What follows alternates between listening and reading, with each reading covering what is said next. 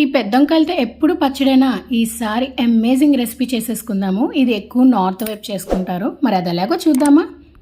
ఒక పెద్దంకాయని తీసుకున్నాను. మీడియం సైజులో సర్కిల్స్లా కట్ చేసుకొని రుచికి సరిపడా ఉప్పు, పసుపు, కారం, గరం మసాలా వేసుకొని మొత్తం కలిసేలాగా అంటే వంకాయలకు మొత్తం పట్టేలాగా కలుపుకోవాలి. ఈ విధంగా అంతా కలుపుకున్నాక టేస్ట్ చూసుకోండి. ఉప్పు కారం సరిపోతే ఇప్పుడు యాడ్ చేసి ఇంకొకసారి కలుపుకొని వేడి వేడి ప్యాన్లో 2 స్పూన్స్ ఆయిల్ వేసి మనం ప్రిపేర్ చేసుకున్న వంకాయల్ని 2 వైపులా ఫ్రై చేసుకోవాలి.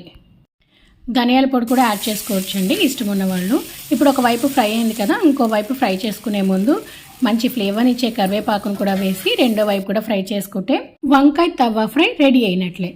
మరి ఇంకెందుకు ఆలస్యం, పప్పు రసంలోకి సైడ్ డిష్ కింద అప్పడాల ప్లేస్లో ఈ వంకాయ తవ్వ ఫ్రై పెట్టండి. ఒక్కటి కూడా మిగిల్చకుండా లాగే చేస్తారు. మరి మరిన్ని వీడియోస్ కోసం నా ఛానల్ని సబ్స్క్రైబ్ చేసుకోవడం మర్చిపోకండి. అలాగే లైక్ చేయండి, షేర్ చేయండి, ఫాలో అవ్వండి. Thank you.